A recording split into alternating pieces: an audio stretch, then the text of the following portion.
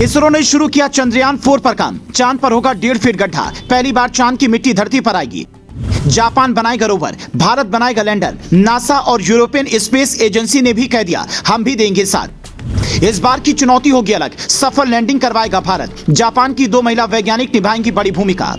भारत ने चंद्रयान 3 को जैसे ही सफलतापूर्वक लैंड करवाया, दुनिया के कई देश कहने लगे अगले मून मिशन में हमें भी साथ रखना। और अब खबर आई है कि चंद्रयान 4 4 देश मिलकर बनाएंगे। जापान की 2 महिला वैज्ञानिक बाकायदा हिंदुस्तान आ चुकी हैं। उन्होंने इसरो के वैज्ञानिकों से मुलाकात कर प्लान भी डिस्कस कर लिया है। और इस बार जो चंद्रयान 4 लॉन्च होगा उसका मकसद होगा चांद पर गड्ढा करना। अब सवाल है कि गड्ढा करके क्या मिलेगा, तो इसे समझने के लिए ये तस्वीर देखिए। चंद्रयान 3 का रोवर प्रज्ञान जब वहां पर पहुंचा तो उसके अंदर एक थर्मामीटर लगा हुआ था जिसने चांद की सतह पर तापमान नापा, लेकिन वो मिट्टी का सैंपल नहीं ले पाया। अब चांद तो पथरीला है, हर जगह पत्थर ही पत्थर बिखरे हैं, तो मिट्टी के सैंपल के लिए कम से कम 1.5 फीट गड्ढा करना होगा। और इसके लिए जो चंद्रयान 4 का रोवर बनेगा उसमें कुछ ऐसा लगाया जाएगा कि पत्थर में छेद हो सके। और जैसे ही ये सैंपल लेगा, पहली बार चांद की मिट्टी धरती पर आ जाएगी। और इस मिट्टी पर सिर्फ भारत ही नहीं बल्कि 4 देश रिसर्च करेंगे। ये एक तरह का अंतर्राष्ट्रीय मून मिशन होगा जिसका नाम चंद्रयान 3 नहीं बल्कि लूपेक्स यानी कि लूनर पोलर एक्सप्लोरेशन मिशन होगा।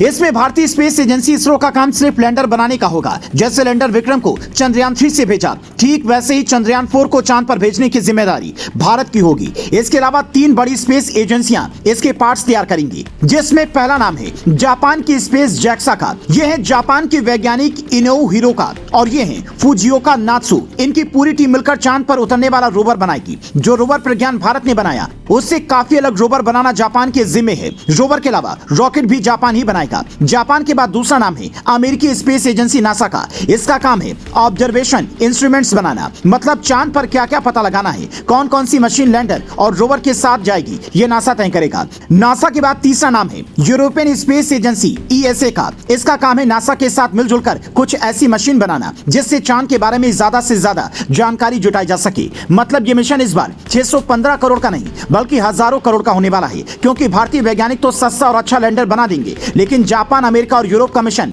कभी सस्ता नहीं होता है। तो सवाल यह है कि यह मिशन लॉन्च कब होगा। अभी इसरो के वैज्ञानिक चंद्रयान 3 के प्रज्ञान और विक्रम के जगाने का इंतजार कर रहे थे। 22 सितंबर को दोनों को जगाने की कोशिश भी हुई, लेकिन सिग्नल मजबूत नहीं मिला। तो ऐसे माना जा रहा है कि अब दोनों का काम पूरा हो गया है। उन्हें जिस मकसद के साथ भेजा गया था वो पूरा भी हो गया है। अगर वो जाग गए तो कुछ और फायदा मिलेगा, वरना अपना मिशन मून कंप्लीट है।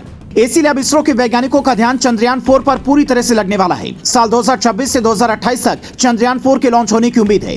हालांकि एक बात यह भी है कि चारों देशों में चुनाव के बाद क्या हालात रहते हैं, कौन सी सरकार आती है, वो वैज्ञानिकों का बजट बढ़ाती है या नहीं, इस पर भी सब कुछ निर्भर करेगा। मोदी सरकार ने तो अभी से ही साफ कर दिया है कि हम वैज्ञानिकों के लिए बजट में कमी नहीं आने देंगे। बड़े बड़े दिग्गज भी यही कह रहे हैं कि 2024 में बीजेपी फिर रिपीट होगी। तो भारत की तरफ से कोई चिंता की बात नहीं है। देखने वाली बात अमेरिका के लिए होगी कि बाइडेन रिपीट होते हैं या फिर ट्रंप की पार्टी बाजी मारती है। हालांकि इन सब से दूर हमारे वैज्ञानिक चांद पर इंसान कैसे बसेगा ये सोचने में दिन रात लगे हुए हैं। और चंद्रयान 4 के बाद हो सकता है चीजें और साफ हो जाएं।